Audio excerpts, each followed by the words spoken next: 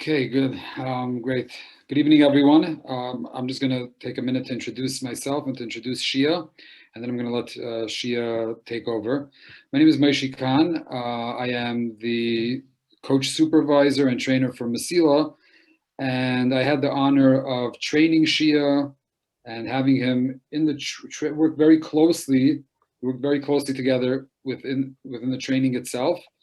And I could tell you that Shea is a very good coach because of many reasons, but one thing that really stands out is the fact that the work that he does and the things that he gives over are not just ideas to him, but they're things that he himself works on and makes a part of himself.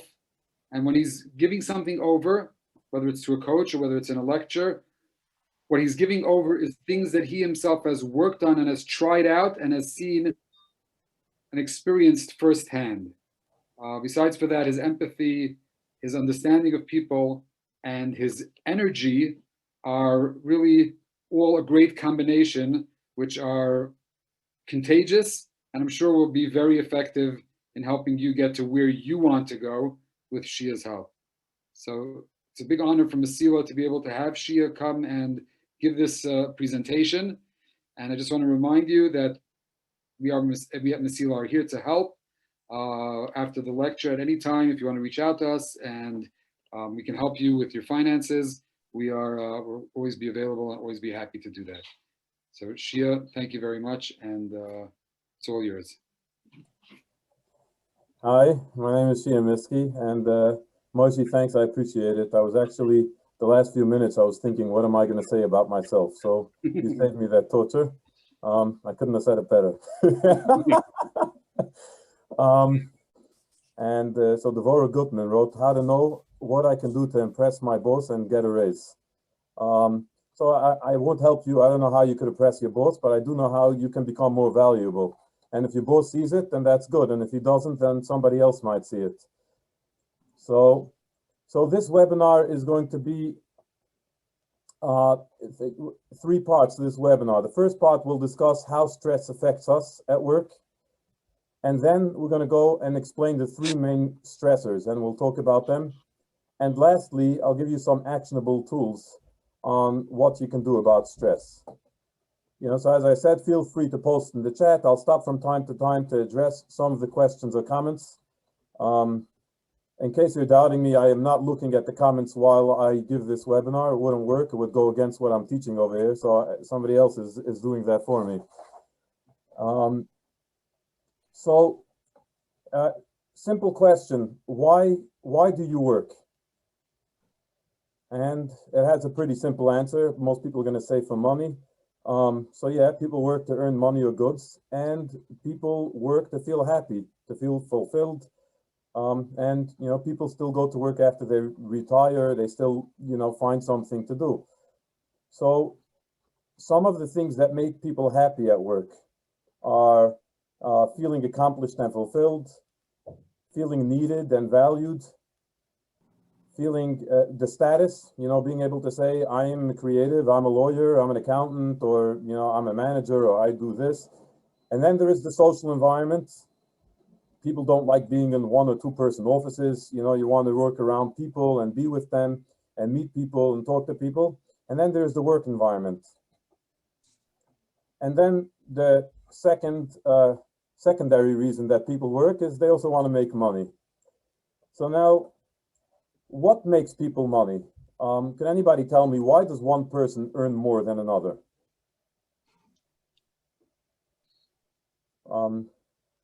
I invite somebody to share. More education. More? Education. Okay, yeah, more education, which, it could mean more skill, or it could just mean that it just, sounds better in the interview. Right, so more education is one reason people make more money.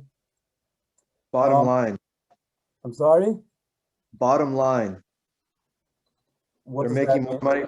They're making more money for the company, so they're making more money. Right. So how are they making more money for the? It's very good, true. In the end, it's a bottom line. It always is. But how are they making more money for their company? They find solutions. Okay, meaning they're dedicated, or they work hard, or they're creative, they have a skill. Yeah, finding solutions. That's one way to maximize your value. True. And yeah, so in the chat, people wrote, they provide greater value, more education. They have more self-confidence, and self-confidence works in two ways. You show up differently, and so people could actually see your value, and you actually provide more value when you're self-confident. And then if you, the simple thing is, if you work for more hours, you make more money. If you're more productive, if you put in more effort, you make more money. And if you take on more responsibility, you make more money. So, here are the five. There are maybe more smaller things. And the question is, which one is the best way? How do I really want to go about it? And, I made up this little story of a mover, Jim, who worked in a moving company, and he wanted to make more money, and he made sure not to lazy around.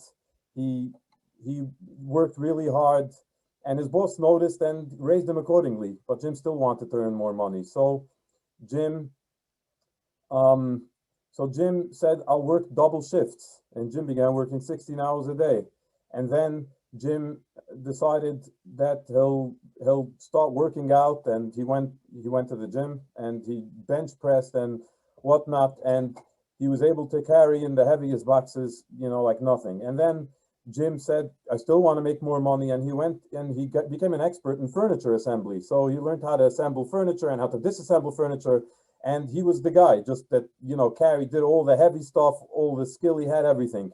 Now, once he did that, he was working very hard, 16-hour days, and doing the best, most skilled work in his company. And at that point, Jim was making 3 or 4 times what his peers were making, but that's where he was. He couldn't do more. In the same company, in the same crew, was a guy named John, and John also wanted to make more money. And John went about it differently. John began by asking the customer in each job, and then he said, "Are you really happy with what we did? Could we move this a little bit? Is there anything we could do?" And then the customer say, "Yeah, maybe this, try it here, look at this here, let's move this around, maybe these boxes belong in the kitchen." And then slowly John became smarter, and he started going to the customers in the beginning of the job and say, "Are you sure you want these in the dining room? You think you want them in the kitchen?" And the boss started seeing that Jim is really taking care of things, and problems aren't even happening. And the boss said, "How about you manage the job?"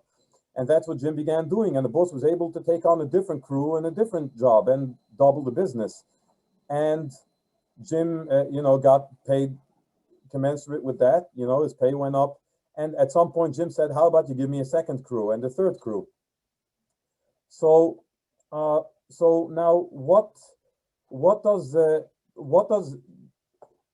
how is Jim making more money? Does he have more skill? Is he working harder? Probably not. Is he working more hours? Also not. The only thing that Jim is doing is that he's taking on more responsibility. And the equation is responsible and productive is unlimited income. Because at what point does John's potential max out? Where I can't, that's it. He can't earn more.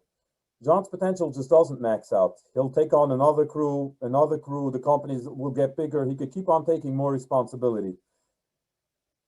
When it comes to doing work and skill and all these things, they're very nice and they do earn more money, but they max out. On the other hand, responsible and productive, the income is unlimited.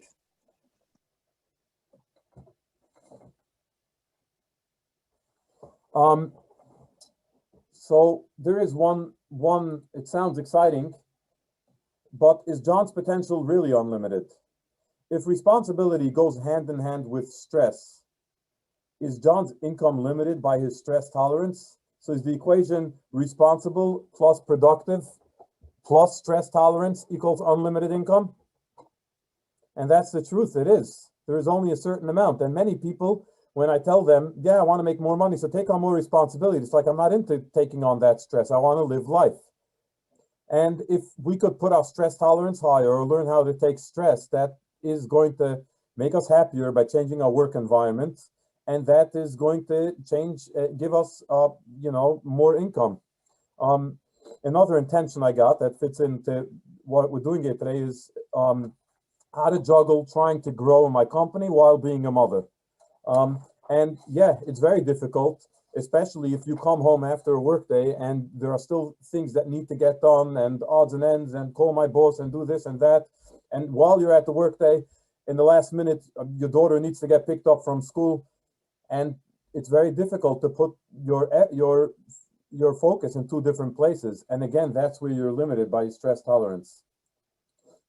So the question I get asked the most is, I'm busy all day. How can I possibly produce more, right? So, somebody said in the beginning, you want to maximize your value. How could so I'll be less stressed. How could I actually become more valuable because I work less? And, those that are technologically savvy know what RAM is, but I used it for my purposes as running active mind. And that's kind of the brain that's being used constantly on what we're dealing with right now. So my brain is thinking, I'm giving a webinar, what am I going to say next? Am I going to look at the paper to see, what the printout, to see what people posted in the chat? That's what my brain is doing now. And also my brain is thinking that I need to breathe and, or all the tasks that I do automatically, and I need to sit in my chair, and is my foot sleeping or not? Should I move it? So when I'm calm, I have the green part is the part of the brain that's being utilized at the moment, and the gray part is what's available to whatever I want to do at hand. So if I'm calm right now and there is nothing else in my head and everything else is taken care of, to which I should thank my wife, but the kids are taken care of, everything else is taken care of, then I can give 75% of my focus to giving the webinar and what I'm going to say. On the other hand, if I'm not really calm, I'm just composed. I'm a little bit worried. It's my first, and this is true, it's my first time giving a webinar, and it's like, is it working and how is it working? And it's not like I expected. It's on the wrong screen. And so that is taking up more of my brain. So ends up that my brain is only working 50% on the material that I'm going to be, that I'm presenting to you in this webinar.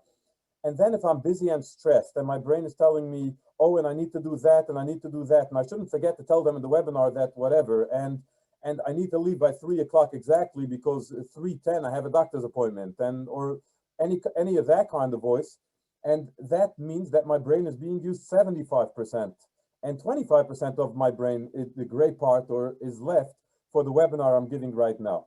So the first difference that it would make, and you would see it, is that I'm doing things better, or I'm not doing. So if I have more of my brain to use when I talk to you, then I'm going to be more effective. I'll be more connected, and at my job, I'll actually I'll be more creative in my job because my brain is open to do whatever I'm doing now. I'll do things faster. That's makes self-explanatory. I don't know if me talking is going to happen faster, but if I'm working on something and I have my full brain to deal with it, it's going to happen faster, and I'll do real work for more hours. And many of you is like, no, I work full time. So first of all, there are various different studies done that show that an average knowledge worker, which is somebody working in an office, not somebody working on an assembly line, is productive for less than 3 hours a day. And it's a crazy number, and it's like the first time you hear it, you like, doesn't make sense. And I was once talking to a business owner, and he's adamantly just fighting and saying, no, I work full time. I put in 8 hours. I put in 9 hours in an 8-hour day, he tells me. And, instead of fighting with him, I just let go. And at the end of our meeting, I told him, could I meet you tomorrow again for 15 minutes? And he says, sure, why not? What time? So I said 9:30. So he tells me 9:30, I can't do 9:30. So I said, okay, so 9 o'clock. He says, no, it's not about, I don't have an appointment then, but the morning hours don't work for me. I said, why? Because in the morning I get things done. And I said, and what about the afternoon? And he realized, he smiled, and he realized that in the afternoon, he does things to keep busy, right? And he's obviously going to be busy all day, but the morning hours, he's really getting things done. And the goal is, how would it be for you if you had 8 morning hours a day? I know you have 8 working hours a day. How would it be that you had 8 hours, like 9 to 10? And that's, this is, until now,